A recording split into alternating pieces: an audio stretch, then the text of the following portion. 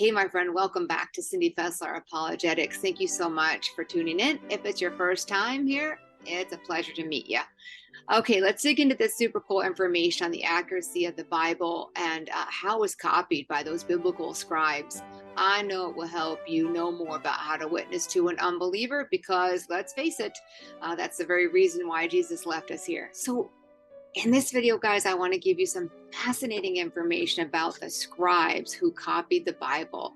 It will give you insight that you can use to answer questions such as, is the Bible accurate?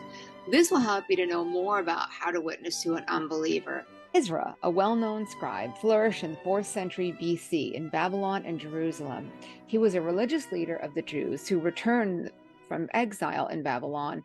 He was a reformer who reconstituted the Jewish community on the basis of the Torah, and the Torah was the law or the regulations of the first 5 books of the Old Testament. His work helped to make Judaism a religion in which law was really central, enabling the Jews to survive as a community when they were dispersed all over the world. Since his efforts did much to give Jewish religion the form that was to characterize it for centuries after, Ezra has some justice been called the father of Judaism, and he was a scribe. The specific form the Jewish religion took after the Babylonian exile. So important was he in the eyes of his people that later tradition regarded him no less than a second Moses. Let's talk about another scribe, Silas. His wealth allowed him a position of power. His obedience led him to give up his worldly possessions. His humility helped him dedicate his life to recording the words of others. And after his death and resurrection of Jesus, Peter and Paul preached to the nations, carrying Christ's message to all who would listen. But when they were silenced, it was their scribe Silas who brought their words to future generations. Silas, the scribe, quietly changed eternity. How cool is that?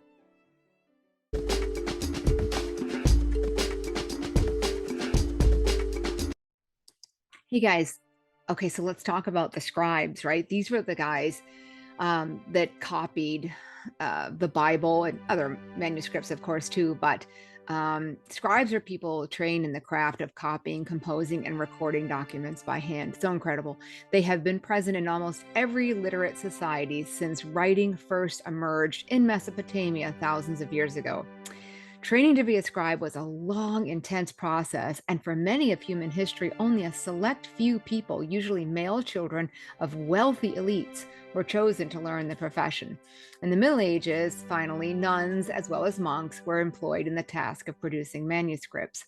Among the most important functions of the scribe is the copying of religious texts and documents. From ancient Egyptian funerary rites to Dead Sea Scrolls, many of our earliest examples of writing are religious in nature. Indeed, it is only through the work of scribes that we have the Bible in our hands today. These highly trained scholars of their day also had responsibilities as bankers, judges, governing authorities, and they were sought after for their wisdom in some matters too.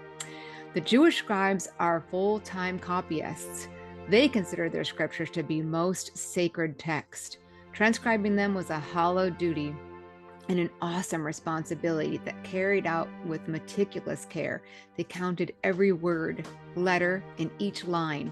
As soon as an accurate copy had been carefully checked, the older copy was never used again. In some case, someone might add their own text to a damaged area. Non-believers and even some Christian scholars claim that certain scribes may have added their own doctrinal agendas, and their personal views may have had an impact on the words they used when they were transcribing. But this was the exception rather than the rule, as ancient scribes considered it their duty to copy rather than interpret or alter the text to suit their own ideas or agendas. So one group of famous scribes were the Masoretes. We talked a little bit about that. We talked about copying and the textual criticism. These Masoretes, they meticulously copied the Hebrew Old Testament up until the 10th century. So how did transmission by scribes work exactly? The task of copying the manuscript was generally done by the scribes, again, who were trained professionals in the art of writing and bookmaking. This is what they did. Now, when, although some scribes had jobs doing other things, Jewish scribes, it was their only job. That was what they did. They were scribes. Scribes took this very serious. They would work in difficult conditions up to 48 hours a week with little pay beyond room and board. Some manuscripts were also proofread, and scholars closely examining a text can sometimes find the original and corrections found in certain manuscripts. In the 6th century, a special room devoted to the practice of manuscript writing and illumination called the scriptorium came into use, typically inside of a medieval European monasteries. Sometimes a group of scribes would make copies at the same time as one individual read to that person from the text. So here's how it goes. Check out these rules.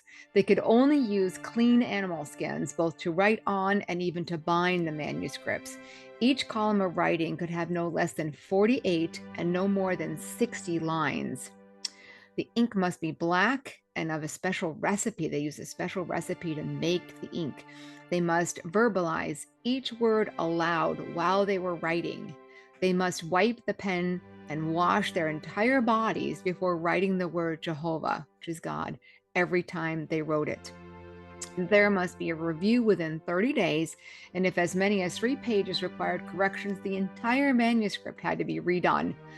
The letters, words, and paragraphs had to be counted, and the document became invalid if 2 letters touched each other. The middle paragraph, word, and letter must correspond to those of the original document. The documents could be stored only in sacred places, such as synagogues. As no document containing God's word could be destroyed, they were stored or buried in a geniza, a Hebrew term meaning hiding place. These were usually kept in a synagogue or sometimes in a Jewish cemetery. The final item is why we have no original manuscripts of the Old Testament today.